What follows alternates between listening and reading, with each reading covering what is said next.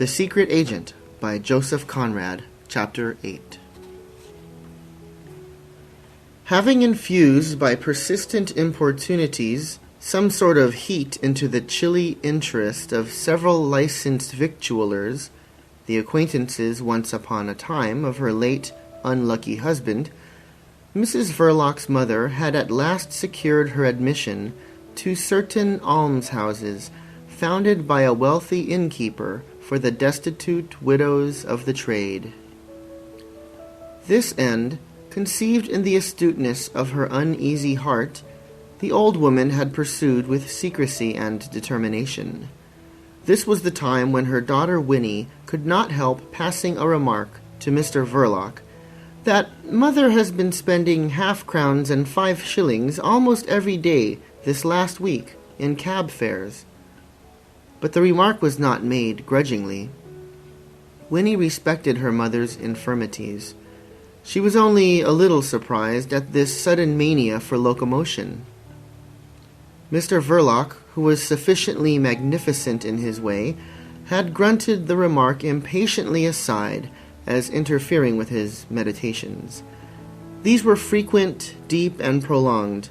They bore upon a matter more important than 5 shillings, distinctly more important, and beyond all comparison, more difficult to consider in all its aspects with philosophical serenity. Her object attained in astute secrecy, the heroic old woman had made a clean breast of it to Mrs. Verloc. Her soul was triumphant and her heart tremulous.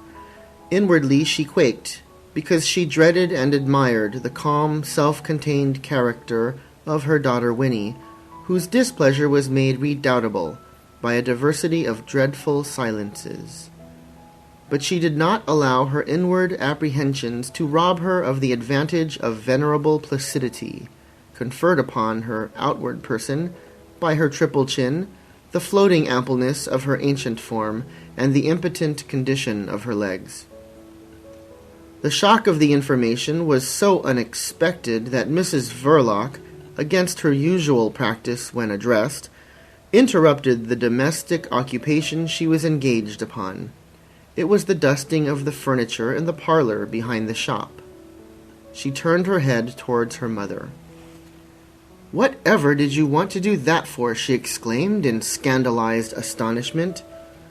The shock must have been severe to make her depart from that distant and uninquiring acceptance of facts which was her force and her safeguard in life. "Weren't you made comfortable enough here?" She had lapsed into these inquiries, but next moment she saved the consistency of her conduct by resuming her dusting, while the old woman sat, scared and dumb, under her dingy white cap and lustreless dark wig. Winnie finished the chair and ran the duster along the mahogany at the back of the horsehair sofa on which Mr. Verloc loved to take his ease in hat and overcoat. She was intent on her work, but presently she permitted herself another question. "How in the world did you manage it, mother?" As not affecting the inwardness of things, which it was Mrs. Verloc's principle to ignore, this curiosity was excusable. It bore merely on the methods.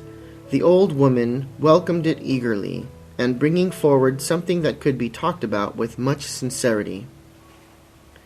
She favored her daughter by an exhaustive answer, full of names and enriched by side comments upon the ravages of time, as observed in the alteration of human countenances.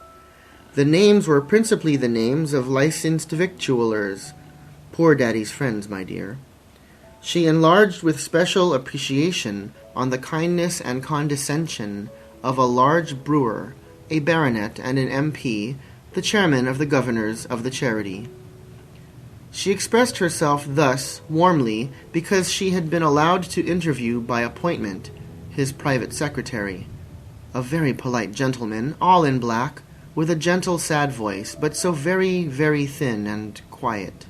He was like a shadow, my dear. Winnie, prolonging her dusting operations till the tale was told to the end, walked out of the parlor into the kitchen, down 2 steps in her usual manner, without the slightest comment.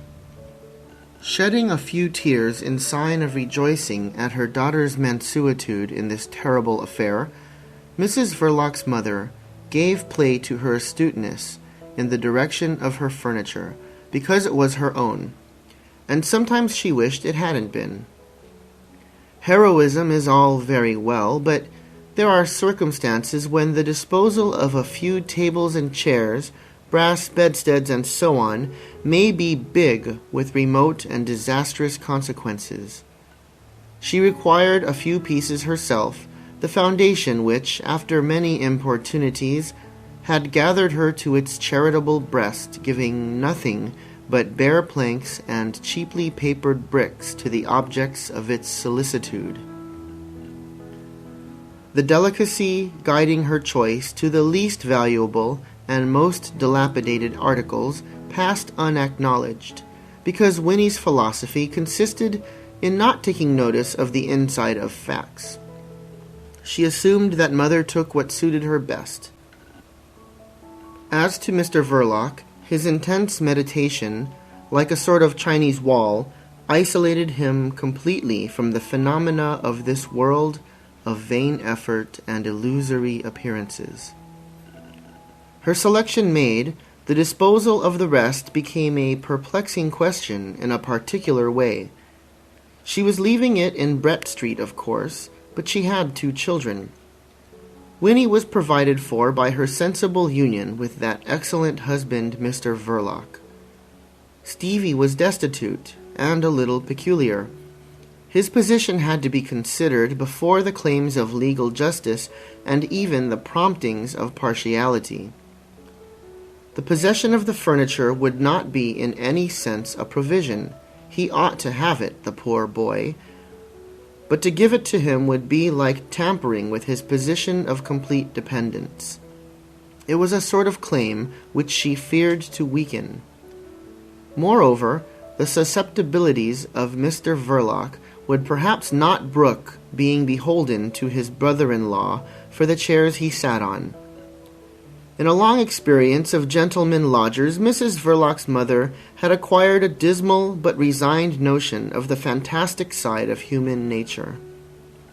What if Mr. Verloc suddenly took it into his head to tell Stevie to take his blessed sticks somewhere out of that? A division, on the other hand, however carefully made, might give some cause of offense to Winnie. No, Stevie must remain destitute and dependent. And at the moment of leaving Brett Street, she had said to her daughter, "No use waiting till I am dead, is there? Everything I leave here is altogether your own now, my dear." Winnie, with her hat on, silent behind her mother's back, went on arranging the collar of the old woman's cloak. She got her handbag and umbrella with an impassive face. The time had come for the expenditure of the sum of 3 and 6 on what might well be supposed the last cab drive of Mrs. Verloc's mother's life. They went out at the shop door. The conveyance awaiting them would have illustrated the proverb that truth can be more cruel than caricature, if such a proverb existed. Crawling behind an infirm horse, a metropolitan hackney carriage drew up on wobbly wheels and with a maimed driver on the box. This last peculiarity caused some embarrassment. Catching sight of a hooked iron contrivance protruding from the left sleeve of the man's coat, Mrs. Verloc's mother lost suddenly the heroic courage of these days. She really couldn't trust herself. "What do you think, Winnie?" she hung back. The passionate expostulations of the big-faced cabman seemed to be squeezed out of a blocked throat. Leaning over from his box, he whispered with mysterious indignation. What was the matter now? Was it possible to treat a man so? His enormous and unwashed countenance flamed red in the muddy stretch of the street. Was it likely they would have given him a license, he inquired desperately, if... The police constable of the locality quieted him by a friendly glance, then addressing himself to the two women without marked consideration, said, "He's been driving a cab for 20 years. I never knew him to have an accident." "Accident!" shouted the driver in a scornful whisper. The policeman's testimony settled it. The modest assemblage of 7 people, mostly underage, dispersed. Winnie followed her mother into the cab. Stevie climbed on the box. His vacant mouth and distressed eyes depicted the state of his mind in regard to the transactions which were taking place. In the narrow streets, the progress of the journey was made sensible to those within by the near fronts of the houses gliding past slowly and shakily, with a great rattle and jingling of glass, as if about to collapse behind the cab, and the infirm horse, with the harness hung over his sharp backbone, flapping very loose about his thighs, appeared to be dancing mincingly on his toes with infinite patience. Later on, in the wider space of Whitehall, all visual evidences of motion became imperceptible. The rattle and jingle of glass went on indefinitely in front of the long Treasury building, and time itself seemed to stand still. At last Winnie observed, "This isn't a very good horse." Her eyes gleamed in the shadow of the cab straight ahead, immovable. On the box, Stevie shut his vacant mouth first, in order to ejaculate earnestly, "Don't." The driver, holding high the reins twisted around the hook, took no notice. Perhaps he had not heard. Stevie's breast heaved. "Don't whip!" The man turned slowly, his bloated and sodden face of many colors bristling with white hairs. His little red eyes glistened with moisture. His big lips had a violet tint. They remained closed. With the dirty back of his whip hand, he rubbed the stubble sprouting on his enormous chin. "You mustn't," stammered out Stevie violently. "It hurts." "Mustn't whip?" queried the other in a thoughtful whisper, and immediately whipped. He did this not because his soul was cruel and his heart evil, but because he had to earn his fare, and for a time the walls of St. Stephen's, with its towers and pinnacles, contemplated in immobility and silence a cab that jingled. It rolled too, however, but on the bridge there was a commotion. Stevie suddenly proceeded to get down from the box.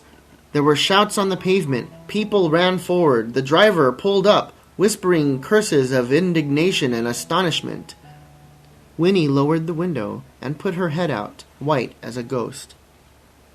In the depths of the cab, her mother was exclaiming in tones of anguish, "Is that boy hurt? Is that boy hurt?" Stevie was not hurt. He had not even fallen, but excitement, as usual, had robbed him of the power of connected speech. He could do no more than stammer at the window, "Too heavy, too heavy." Winnie put out her hand onto his shoulder. "Stevie, get up on the box directly, and don't try to get down again." "No, no, walk, must walk." In trying to state the nature of that necessity, he stammered himself into utter incoherence. No physical impossibility stood in the way of his whim.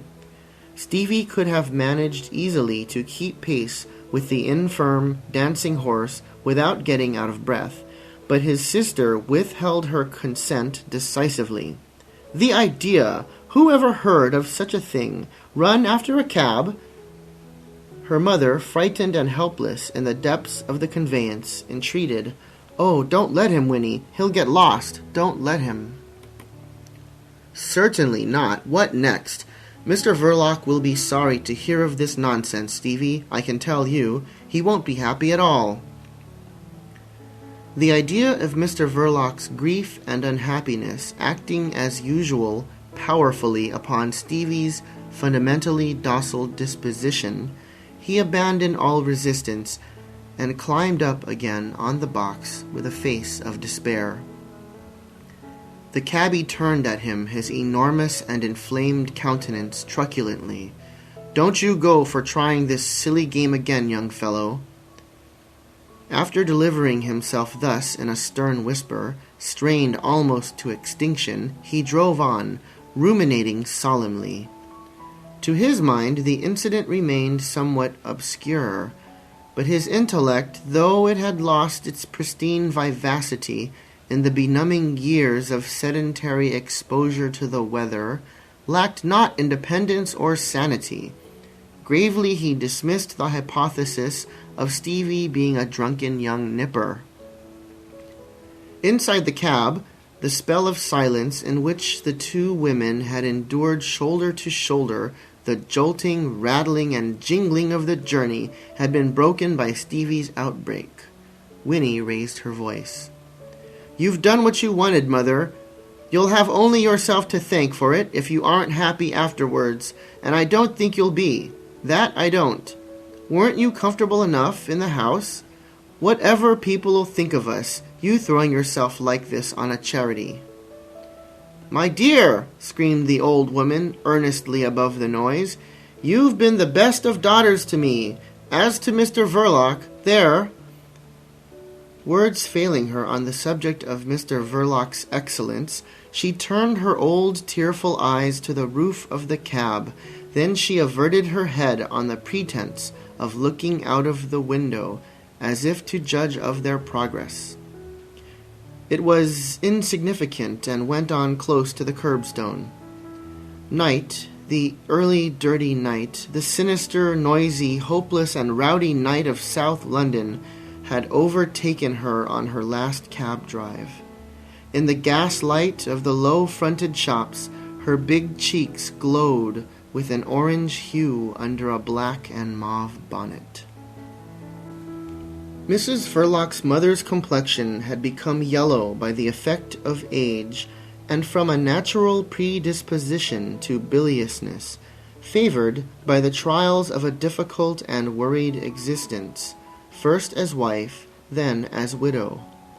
It was a complexion that under the influence of a blush would take on an orange tint, and this woman, modest indeed, but hardened in the fires of adversity, of an age, moreover, when blushes are not expected, had positively blushed before her daughter. In the privacy of a four-wheeler, on her way to a charity cottage, one of a row, which by the exiguity of its dimensions and the simplicity of its accommodation might well have been devised in kindness as a place of training for the still more straitened circumstances of the grave, she was forced to hide from her own child a blush of remorse and shame. Whatever people will think, she knew very well what they did think, the people Winnie had in her mind, the old friends of her husband and others too, whose interest she had solicited with such flattering success. She had not known before what a good beggar she could be, but she guessed very well what inference was drawn from her application. On account of that shrinking delicacy which exists side by side with aggressive brutality in masculine nature, the inquiries into her circumstances had not been pushed very far. She had checked them by a visible compression of the lips, and some display of an emotion determined to be eloquently silent. And the men would become suddenly incurious, after the manner of their kind.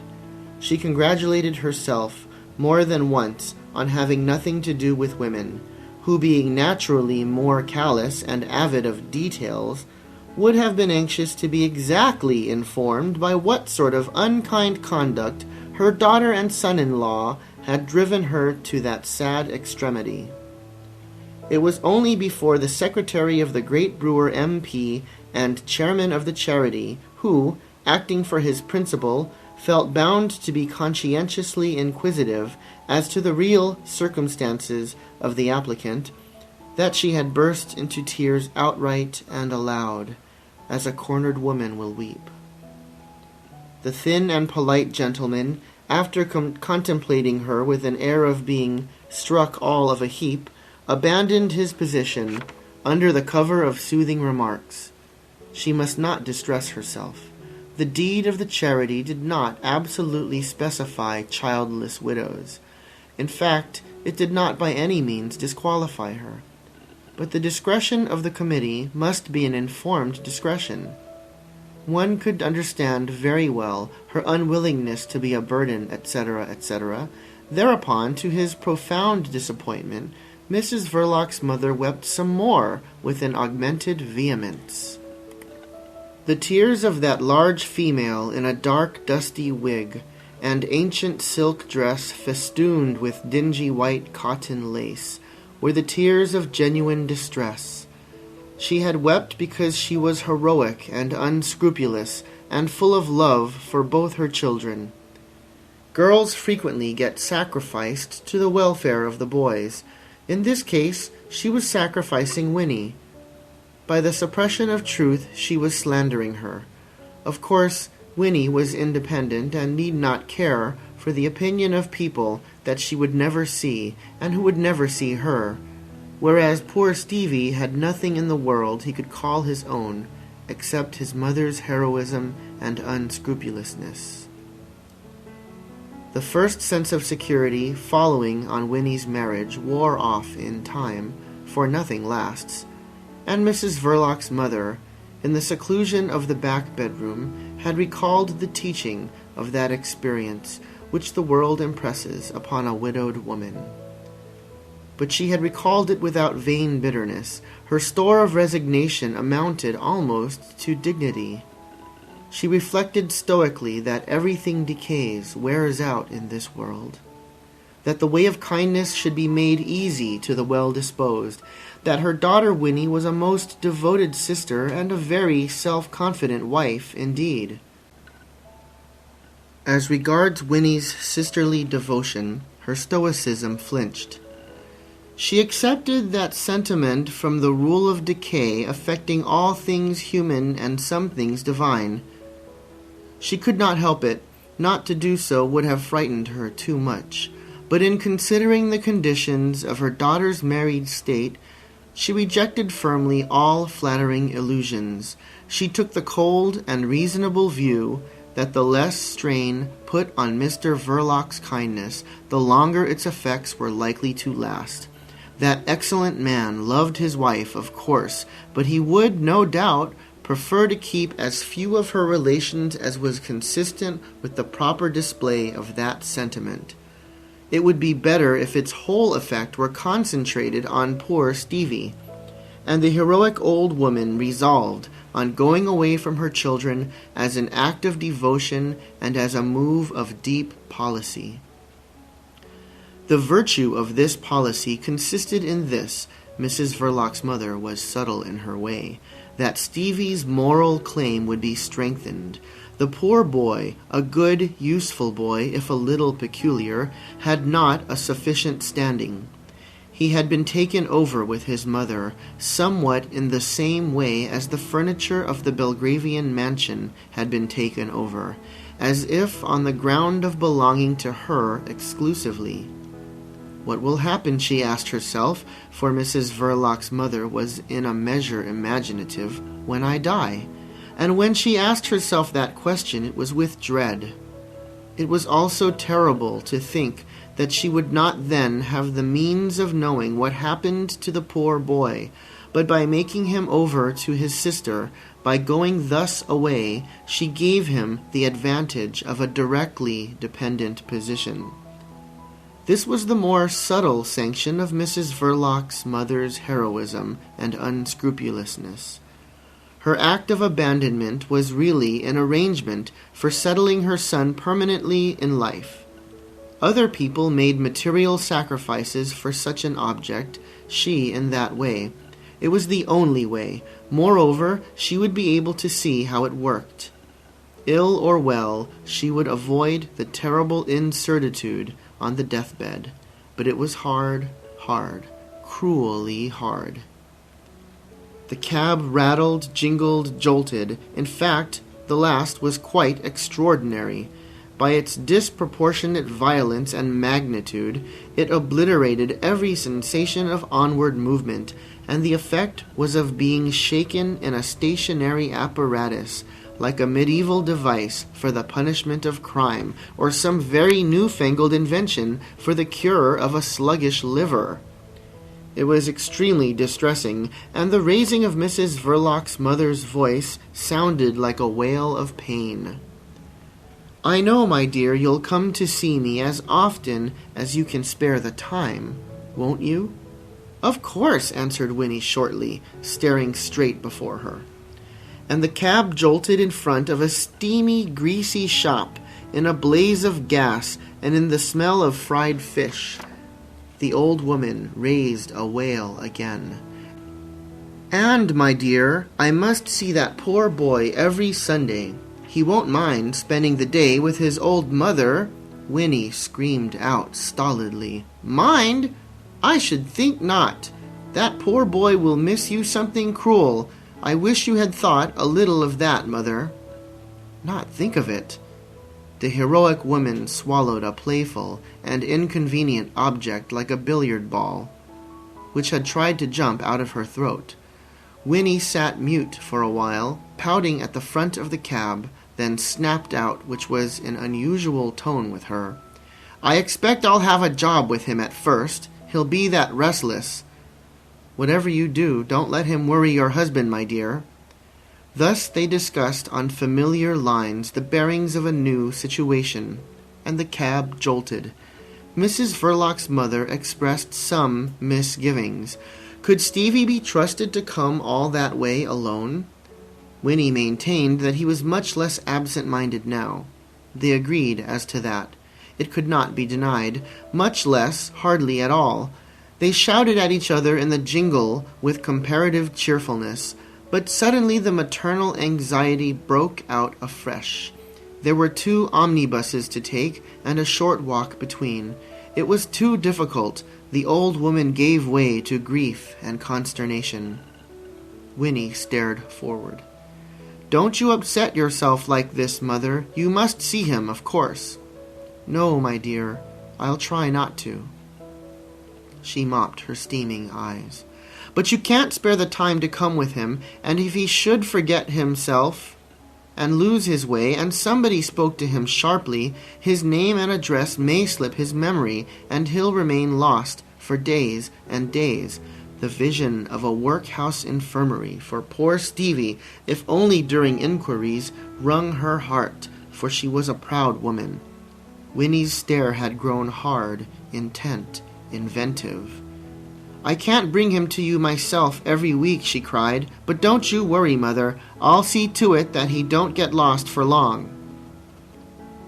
They felt a peculiar bump. A vision of brick pillars lingered before the rattling windows of the cab. A sudden cessation of atrocious jolting and uproarious jingling dazed the 2 women. What had happened? They sat motionless and scared in the profound stillness till the door came open, and a rough, strained whispering was heard. "Here you are!" A range of gabled little houses, each with one dim yellow window on the ground floor, surrounded the dark open space of a grass plot, planted with shrubs and railed off from the patchwork of lights and shadows in the wide road, resounding with the dull rumble of traffic. Before the door of one of these tiny houses, one without a light in the little downstairs window, the cab had come to a standstill. Mrs. Verloc's mother got out first, backwards, with a key in her hand. Winnie lingered on the flagstone path to pay the cabman. Stevie, after helping to carry inside a lot of small parcels, came out and stood under the light of a gas lamp belonging to the charity. The cabman looked at the pieces of silver, which, appearing very minute in his big, grimy palm, symbolized the insignificant results which reward the ambitious courage and toil of a mankind whose day is short on this earth of evil. He had been paid decently, 4 one-shilling pieces, and he contemplated them in perfect stillness, as if they had been the surprising terms of a melancholy problem.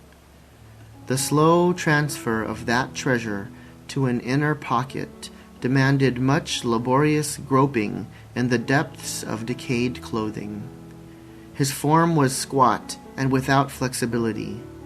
Stevie, slender, his shoulders a little up, and his hands thrust deep in the side pockets of his warm overcoat, stood at the edge of the path, pouting.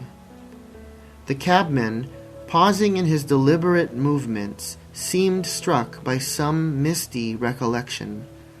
"Oh, 'ere you are, young fellow," he whispered. "You'll know him again, won't you?"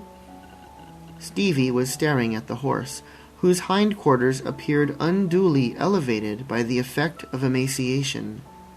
The little stiff tail seemed to have been fitted in for a heartless joke, and at the other end the thin, flat neck, like a plank covered with old horsehide, drooped to the ground under the weight of an enormous bony head.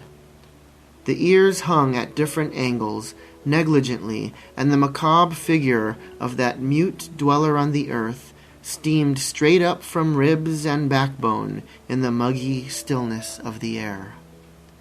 The cabman struck lightly Stevie's breast with the iron hook protruding from a ragged, greasy sleeve. "Look here, young feller. How'd you like to sit behind this 'oss up to 2 o'clock in the morning, p'raps?" Stevie looked vacantly into the fierce little eyes with red-edged lids. "He ain't lame," pursued the other, whispering with energy. "He ain't got no sore places on him. 'Ere he is. How would you like—" His strained, extinct voice invested his utterance with a character of vehement secrecy. Stevie's vacant gaze was changing slowly into dread. "You may well look, till 3 and 4 o'clock in the morning, cold and 'ungry, looking for fares, drunks." His jovial purple cheeks bristled with white hairs, and like Virgil's Silenus, who, his face smeared with the juice of berries, discoursed of Olympian gods to the innocent shepherds of Sicily, he talked to Stevie of domestic matters and the affairs of men, whose sufferings are great and immortality by no means assured. "I am a night cabby, I am," he whispered, with a sort of boastful exasperation. "I've got to take out what they will blooming well give me at the yard. I've got my missus and 4 kids at home." The monstrous nature of that declaration of paternity seemed to strike the world dumb. A silence reigned during which the flanks of the old horse, the steed of apocalyptic misery, smoked upwards in the light of the charitable gas lamp. The cabman grunted, then added in his mysterious whisper, "This ain't an easy world." Stevie's face had been twitching for some time, and at last his feelings burst out in their usual concise form. "Bad! Bad!" His gaze remained fixed on the ribs of the horse, self-conscious and somber, as though he were afraid to look about him at the badness of the world. And his slenderness, his rosy lips and pale, clear complexion gave him the aspect of a delicate boy, notwithstanding the fluffy growth of golden hair on his cheeks. He pouted in a scared way, like a child.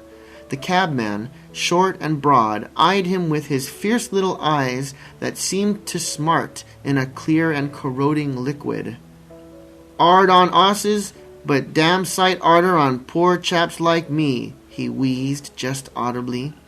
"Poor, poor," stammered out Stevie, pushing his hands deeper into his pockets with convulsive sympathy. He could say nothing, for the tenderness to all pain and all misery, the desire to make the horse happy and the cabman happy, had reached the point of a bizarre longing to take them to bed with him, and that, he knew, was impossible. For Stevie was not mad. It was, as it were, a symbolic longing, and at the same time it was very distinct because, springing from experience, the mother of wisdom.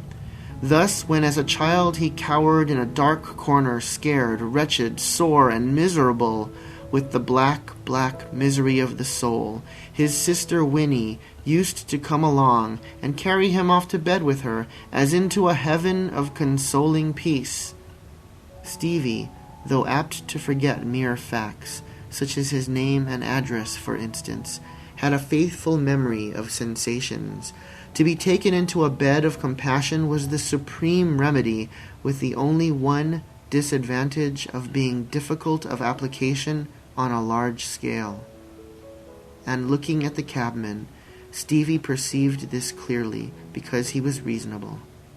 The cabman went on with his leisurely preparations, as if Stevie had not existed. He made as if to hoist himself on the box, but at the last moment, from some obscure motive, perhaps merely from disgust with carriage exercise, desisted. He approached instead the motionless partner of his labors, and stooping to seize the bridle, lifted up the big, weary head to the height of his shoulder with one effort of his right arm, like a feat of strength. "Come on," he whispered secretly. Limping, he led the cab away. There was an air of austerity in this departure. The scrunched gravel of the drive crying out under the slowly turning wheels, the horse's lean thighs moving with ascetic deliberation away from the light into the obscurity of the open space bordered dimly by the pointed roofs and the feebly shining windows of the little almshouses. The plaint of the gravel traveled slowly all round the drive.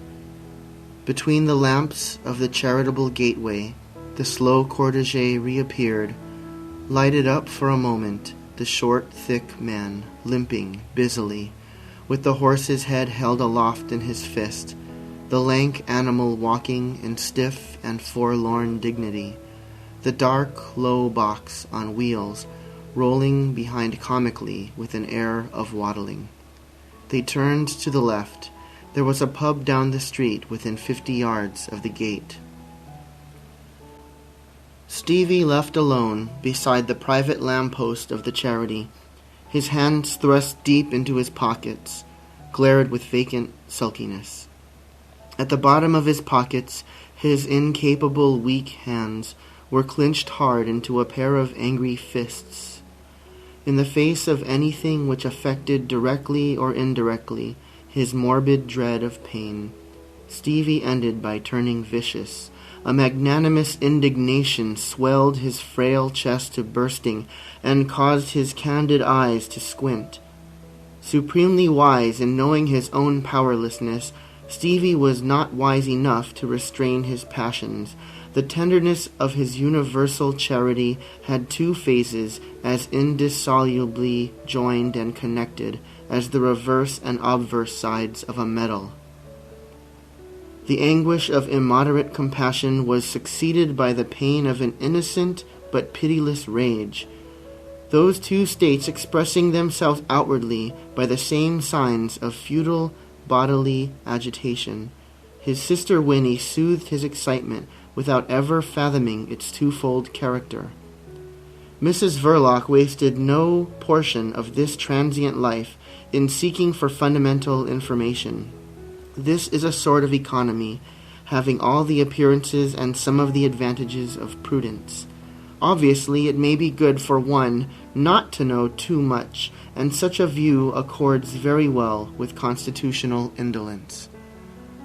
On that evening on which it may be said that Mrs. Verloc's mother, having parted for good from her children, had also departed this life, Winnie Verloc did not investigate her brother's psychology.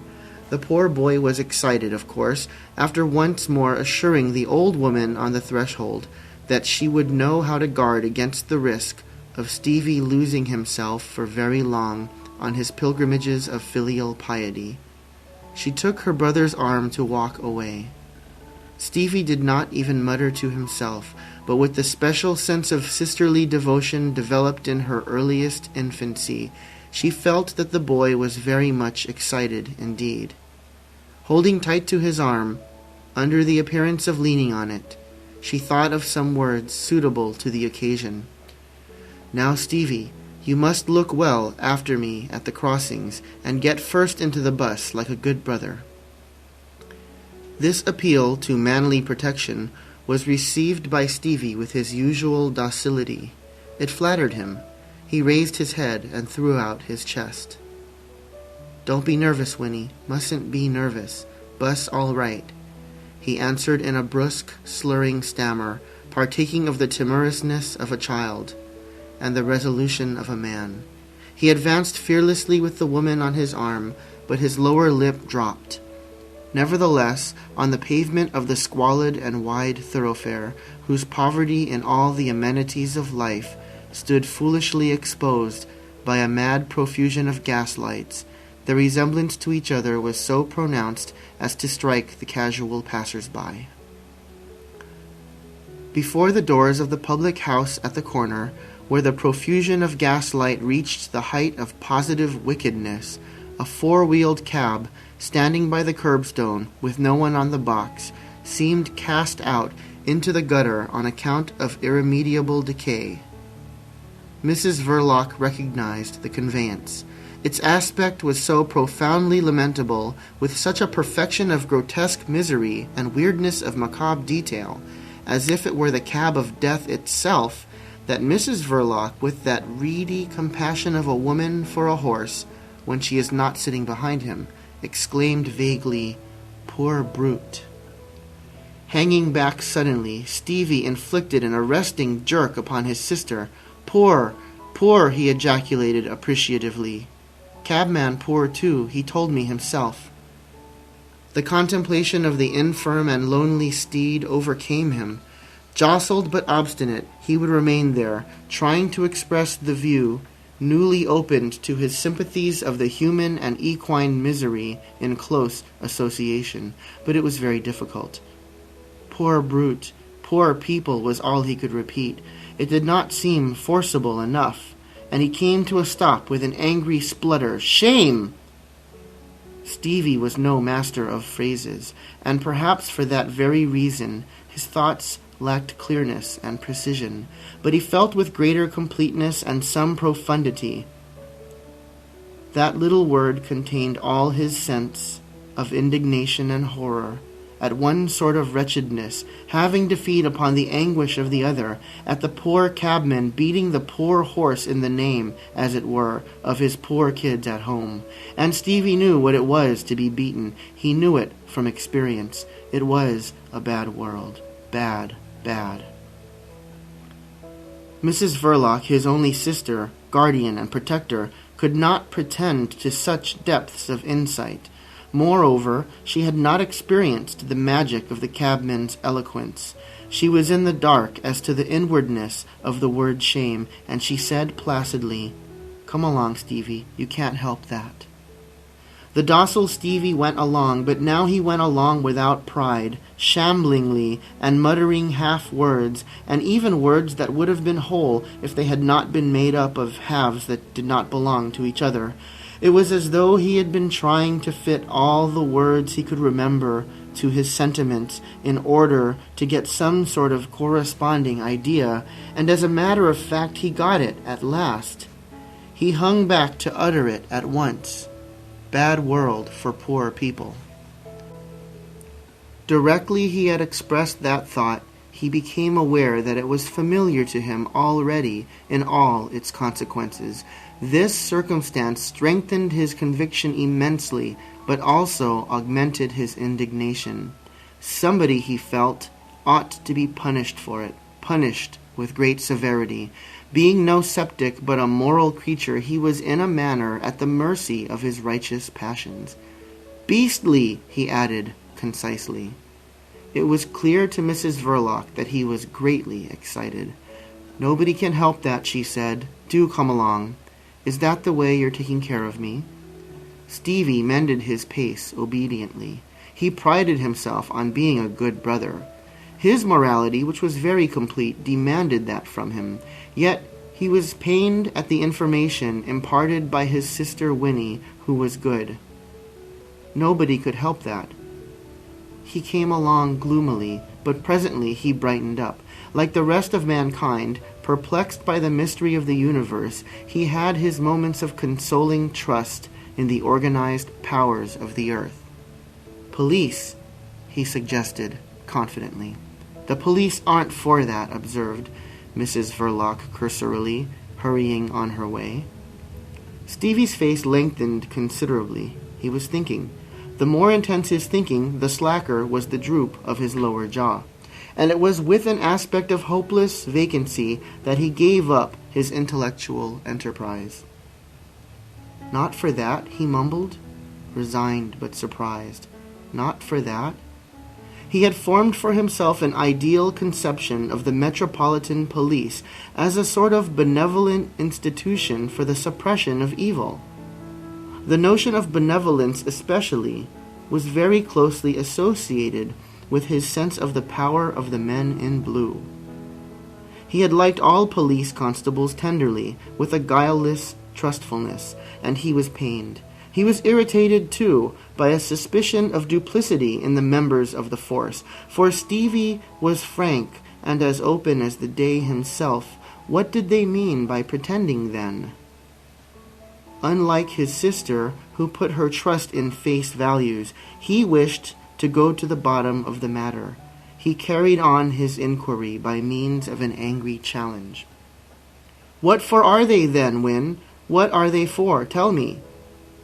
Winnie disliked controversy, but fearing most a fit of black depression consequent on Stevie missing his mother very much at first, she did not altogether decline the discussion. Guiltless of all irony, she answered yet in a form which was not perhaps unnatural in the wife of Mrs. Verloc, delegate of the Central Red Committee, personal friend of certain anarchists, and a votary of social revolution. "Don't you know what the police are for, Stevie? They are there so that them as have nothing shouldn't take anything away from them who have." She avoided using the verb to steal because it always made her brother uncomfortable. For Stevie was delicately honest. Certain simple principles had been instilled into him so anxiously on account of his queerness that the mere names of certain transgressions filled him with horror. He had been always easily impressed by speeches. He was impressed and startled now, and his intelligence was very alert. "What?" he asked at once, anxiously. "Not even if they were hungry? Mustn't they?" The two had paused in their walk. "Not if they were ever so," said Mrs. Verloc, with an equanimity of a person untroubled by the problem of the distribution of wealth, and exploring the perspective of the roadway for an omnibus of the right color. "Certainly not, but what's the use of talking about all that? You aren't ever hungry." She cast a swift glance at the boy, like a young man by her side. She saw him amiable, attractive, affectionate, and only a very little peculiar, and she could not see him otherwise, for he was connected with what there was of the salt of passion in her tasteless life, the passion of indignation, of courage, of pity, and even of self-sacrifice. She did not add, "And you aren't likely ever to be as long as I live," but she might very well have done so, since she had taken effectual steps to that end. Mr. Verloc was a very good husband. It was her honest impression that nobody could help liking the boy. She cried out suddenly, "Quick, Stevie, stop that green bus!" And Stevie, tremulous and important with his sister Winnie on his arm, flung up the other, high above his head at the approaching bus with complete success. An hour afterwards, Mr. Verloc raised his eyes from a newspaper he was reading, or at any rate looking at, behind the counter, and in the expiring clatter of the doorbell beheld Winnie, his wife, enter and cross the shop on her way upstairs, followed by Stevie, his brother-in-law. The sight of his wife was agreeable to Mr. Verloc. It was his idiosyncrasy. The figure of his brother-in-law remained imperceptible to him because of the morose thoughtfulness that lately had fallen like a veil between Mr. Verloc and the appearances of the world of senses. He looked after his wife fixedly, without a word, as though she had been a phantom. His voice for home use was husky and placid, but now it was heard not at all. It was not heard at supper, to which he was called by his wife in the usual brief manner, Adolf. He sat down to consume it without conviction, wearing his hat pushed far back on his head. It was not devotion to an outdoor life, but the frequentation of foreign cafes which was responsible for that habit, investing with a character of unceremonious impermanency Mr. Verloc's steady fidelity to his own fireside. Twice, at the clatter of the cracked bell, he arose without a word, disappeared into the shop, and came back silently. During these absences, Mrs. Verloc, becoming acutely aware of the vacant place at her right hand, missed her mother very much, and stared stonily, while Stevie, from the same reason, kept on shuffling his feet as though the floor under the table were uncomfortably hot. When Mr. Verloc returned to sit in his place, like the very embodiment of silence, the character of Mrs. Verloc's stare underwent a subtle change, and Stevie ceased to fidget with his feet because of his great and awed regard for his sister's husband. He directed at him glances of respectful compassion. Mr. Verloc was sorry. His sister Winnie had impressed upon him in the omnibus that Mr. Verloc would be found at home in a state of sorrow and must not be worried. His father's anger, the irritability of gentlemen lodgers, and Mr. Verloc's predisposition to immoderate grief had been the main sanctions of Stevie's self-restraint. Of these sentiments, all easily provoked, but not always easy to understand, the last had the greatest moral efficiency because Mr. Verloc was good. His mother and his sister had established that ethical fact on an unshakable foundation. They had established, erected, consecrated it behind Mr. Verloc's back for reasons that had nothing to do with abstract morality, and Mr. Verloc was not aware of it. It is but bare justice to him to say that he had no notion of appearing good to Stevie. Yet, so it was. He was even the only man so qualified in Stevie's knowledge, because the gentlemen lodgers had been too transient and too remote to have anything very distinct about them but perhaps their boots, and as regards the disciplinary measures of his father, the desolation of his mother and sister shrank from setting up a theory of goodness before the victim. It would have been too cruel, and it was even possible that Stevie would not have believed them. As far as Mr. Verloc was concerned, nothing could stand in the way of Stevie's belief. Mr. Verloc was obviously, yet mysteriously good, and the grief of a good man is august. Stevie gave glances of reverential compassion to his brother-in-law. Mr. Verloc was sorry. The brother of Winnie had never before felt himself in such close communion with the mystery of that man's goodness. It was an understandable sorrow, and Stevie himself was sorry. He was very sorry, the same sort of sorrow. And his attention being drawn to this unpleasant state, Stevie shuffled his feet. His feelings were habitually manifested by the agitation of his limbs. "Keep your feet quiet, dear," said Mrs. Verloc, with authority and tenderness. Then, turning towards her husband in an indifferent voice, the masterly achievement of instinctive tact, "Are you going out tonight?" she asked. The mere suggestion seemed repugnant to Mr. Verloc. He shook his head moodily, and then sat still with downcast eyes, looking at the piece of cheese on his plate for a whole minute. At the end of that time he got up and went right out in the clatter of the shop-door bell. He acted thus inconsistently, not from any desire to make himself unpleasant, but because of an unconquerable restlessness. It was no earthly good going out. He could not find anywhere in London what he wanted. But he went out. He led a cortege of dismal thoughts along dark streets, through lighted streets, in and out of 2 flash bars, as if in a half-hearted attempt to make a night of it, and finally back again to his menaced home, where he sat down fatigued behind the counter, and they crowded urgently round him like a pack of hungry black hounds. After locking up the house and putting out the gas, he took them upstairs with him, a dreadful escort for a man going to bed. His wife had preceded him some time before, and with her ample form defined vaguely under the counterpane, her head on the pillow and a hand under the cheek, offered to his distraction the view of early drowsiness, arguing the possession of an equable soul. Her big eyes stared wide open, inert and dark against the snowy whiteness of the linen. She did not move. She had an equable soul. She felt profoundly that things do not stand much looking into. She made her force and her wisdom of that instinct.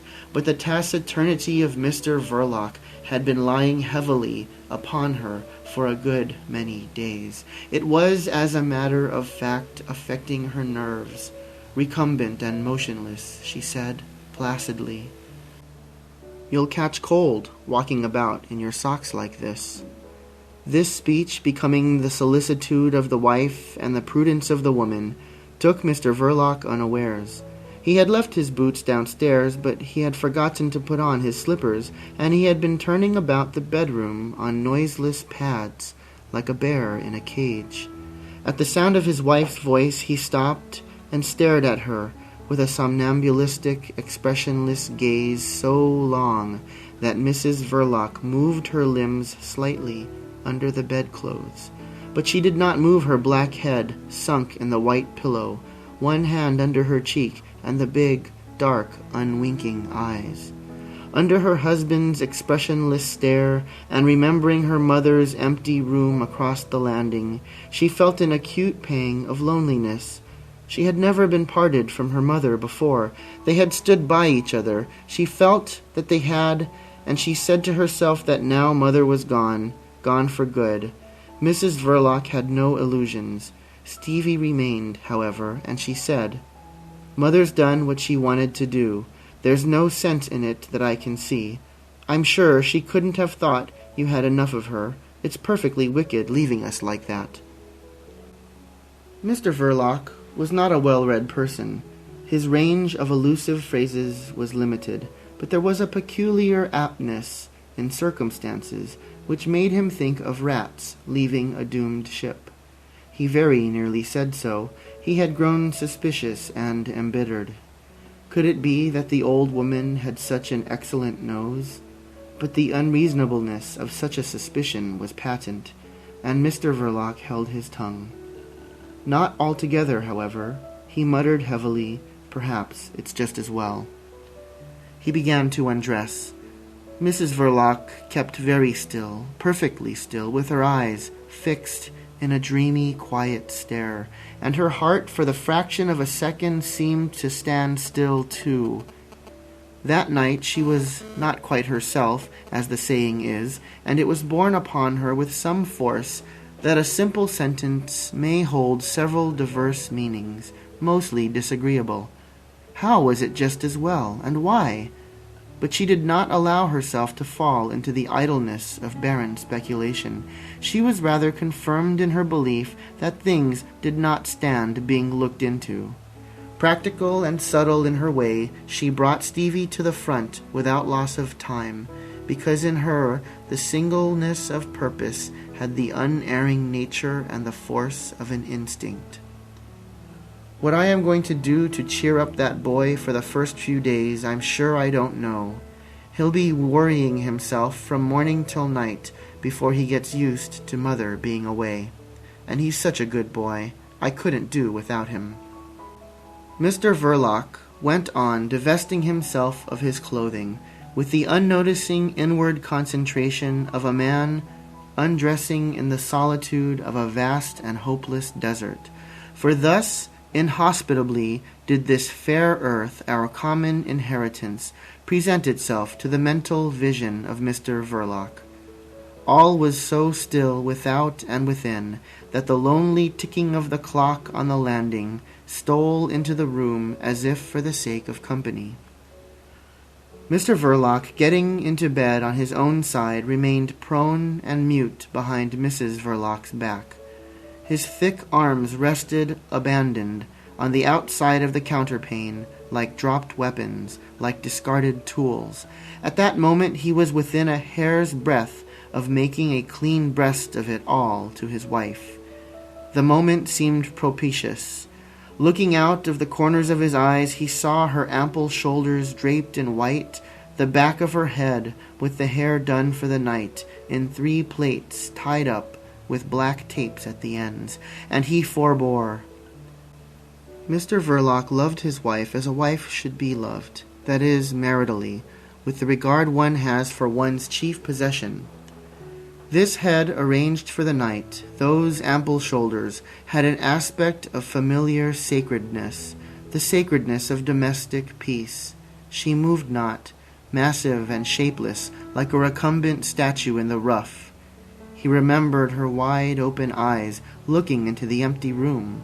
She was mysterious, with the mysteriousness of living beings. The far-famed secret agent of the late Baron Stott Wartenheim's alarmist dispatches was not the man to break into such mysteries. He was easily intimidated, and he was also indolent, with the indolence which is so often the secret of good nature. He forbore touching that mystery out of love, timidity, and indolence.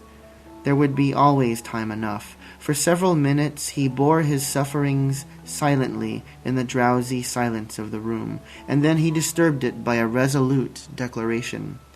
"I am going on the continent tomorrow." His wife might have fallen asleep already, he could not tell. As a matter of fact, Mrs. Verloc had heard him. Her eyes remained very wide open, and she lay very still, confirmed in her instinctive conviction that things don't bear looking into very much.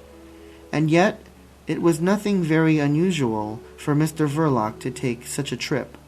He renewed his stock from Paris and Brussels. Often he went over to make his purchases personally. A little select connection of amateurs was forming around the shop in Brett Street, a secret connection eminently proper for any business undertaken by Mr. Verloc, who, by a mystic accord of temperament and necessity, had been set apart to be a secret agent all his life. He waited for a while, then added, "I'll be away a week, or perhaps a fortnight. Get Mrs. Neal to come for the day." Mrs. Neal was the charwoman of Brett Street.